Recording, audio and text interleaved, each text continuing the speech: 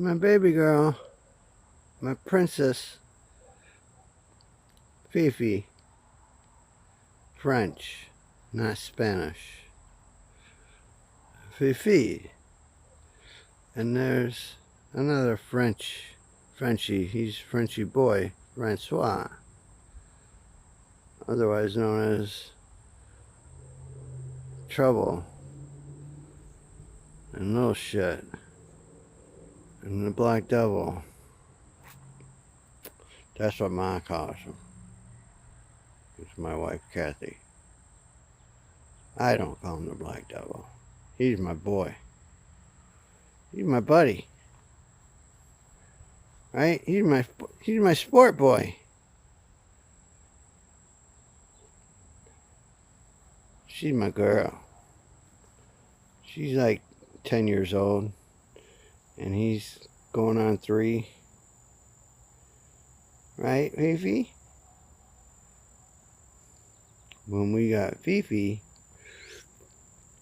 Jean-Luc was about another Frenchie, Jean-Luc, who before Fîfî, Jean-Luc had Pepe, another Frenchie cat. They were both black cats, Pepe and Jean-Luc. Plenty of Jean-Luc videos. I got nothing with Pepe, unfortunately. Jean-Luc was the one who made me fall in love with the creature known as the kitty cats. I come home from work after I got married. Wife moved in. We moved in together. 3 days after we got back from our honeymoon, we moved in together. And a couple months later, she brought Jean-Luc to our home from her father's house, where he had lived for a handful of years, along with Pepe in his last years. So Jean-Luc was like 15 years old, black, looked just like this guy, except he had a half a white mustache. And he was a lovey-dovey. He loved his mama. He would hold her arm when he slept next to her at night, and he would grip it, make sure she wasn't going nowhere. And we brought Fîfî.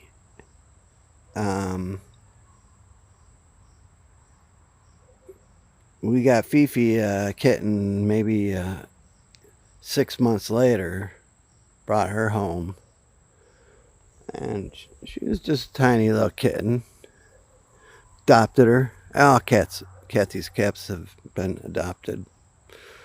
And I'm like, I walk in and I say, it's about time you brought Jean-Luc over home to live here with us.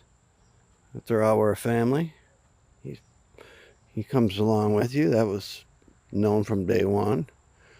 I wasn't anti-cat. I just dog lover my whole life. Didn't think cats had any personality. And I came home, he's there, and within an hour I'm on the couch, and he jumps up on me, and I had a little scruff on my chin, and he's wiping his head on his top of his head on my chin, and I was like, okay, all right, buddy. And I came home every day the next few days, and it was clockwork. He was up on my lap, and I started getting to know him and talking to him. And within a week or two, he was waiting at the door for me. When I'd come home, walk through that door, he was right there. All in all, it took about 3 days for me to fall in love with him and call him proudly call him my son. Say, you are one heck of a son, even though you're old, 15 years old or 14, whatever he was. And he did not want any part of this little rascal, Fîfî. But she kept on him, and he would grizzle at her and slap her and go find a place to get away from her. And it took a while, maybe 8 weeks, 10 weeks.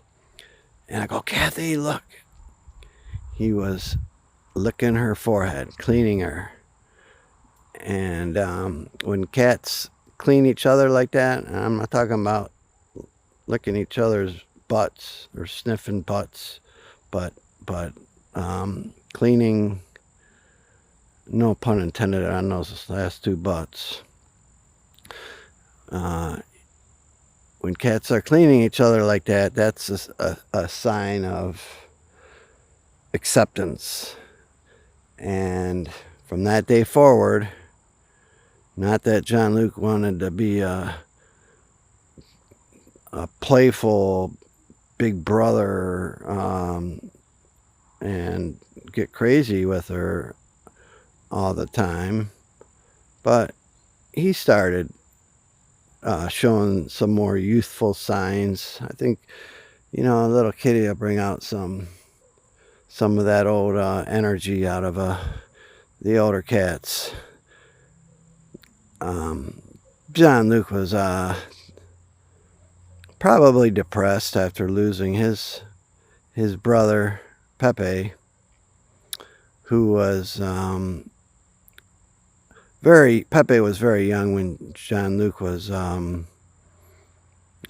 brought into Kathy's home, and she had those two cats for a long time before we put Pepe down. He had no business living another day. It was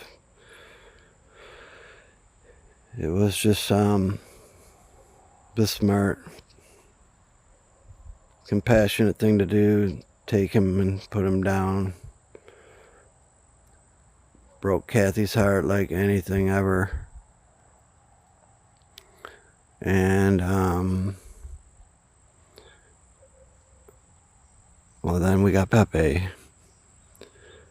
And now she was 6 years old, 7 years old when we brought this guy home. And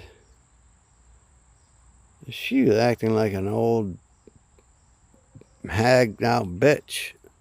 Didn't want no part. Really kind of mean toward him. But then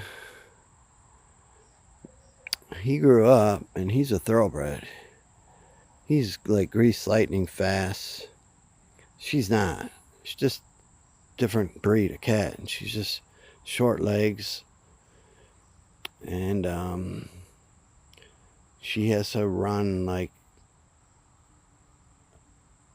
really slow. This guy sprints like gallops like a horse. He's, like I said, grease lightning. And he got big and strong. And I tell you what, for a creature that weighs about, I don't know, 16, 18 pounds, he is a beast. I'm eating, and he comes up on the couch, and I give him a shove, like, get off this couch. Quit putting your paw on my plate. And that's what he does. Puts his paw on the plate and try and drag the food off.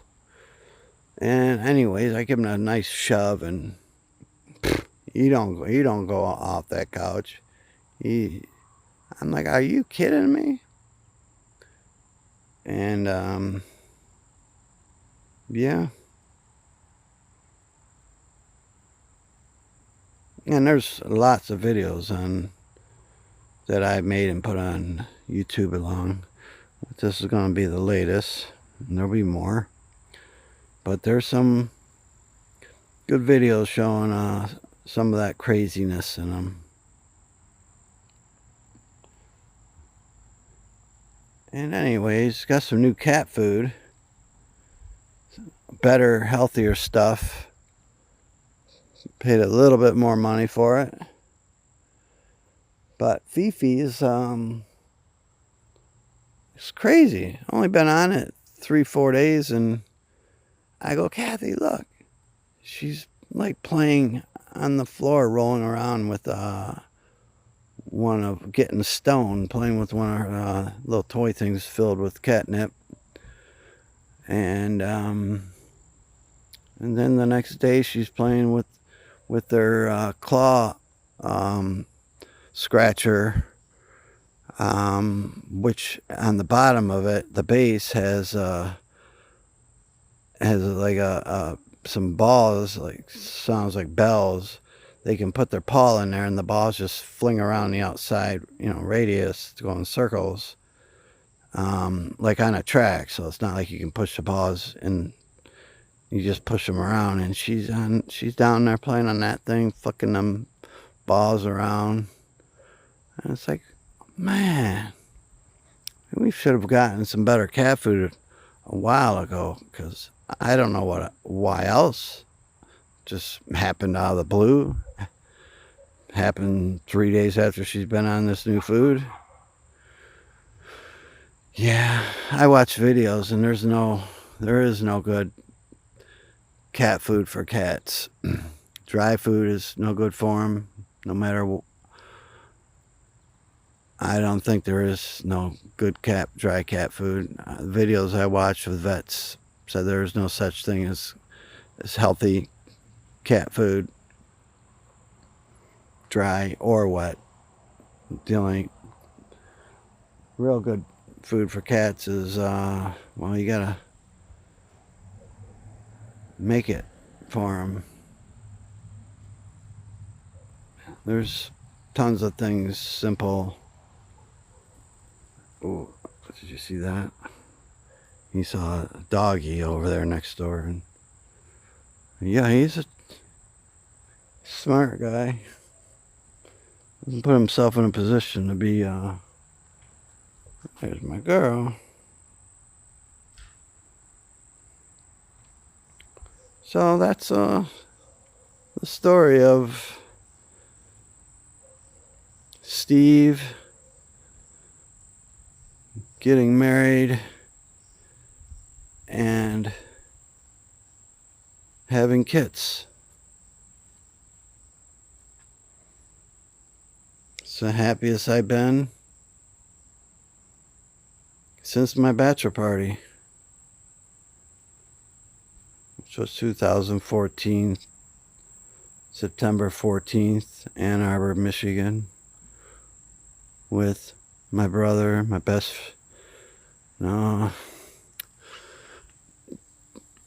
my young brother Jay. That's what I call him. He's been my Michigan football guy for 25, 30 years, since I brought him aboard our gang of softball team buddies. And I've always just, that's who I wanted to spend my bachelor party with. It started out with me talking to Jay, saying I want to just go to a Michigan game, maybe get some few guys. But it started with JT. And then my brother came, my nephews Michael and Jesse, my Uncle Bob. I mean, already right there, boom. Massive amounts of love, greatness in my heart of people I love most in this world. And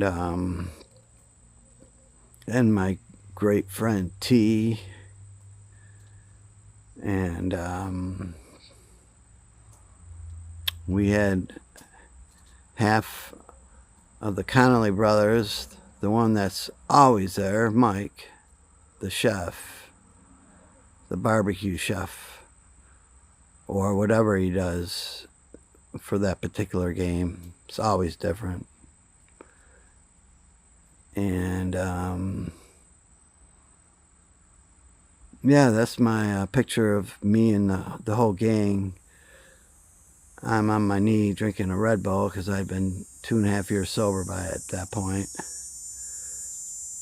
And everybody else, including my like 16 and 19-year-old nephews or whatever they were, completely hammered. My brother wasted off his ass. My buddy T completely annihilated. Jay was drinking, getting a hell of a fun time. Holds his alcohol very good. And Mikey just having a impossible not to have a great time when you're in Ann Arbor on the golf course with a tent up and tailgating and 3 or 4 hours to kick off, and you got nothing to do but enjoy some amazing time like there ain't nothing else in the world. I mean, there's other things in the world that are great, and there's nothing else in the world like them. Like being on the top of Heavenly Valley and trying to decide if you want to ski to Nevada or down the California side, but before you do, you're looking down at Lake Tahoe, like, and all the mountains around the lake.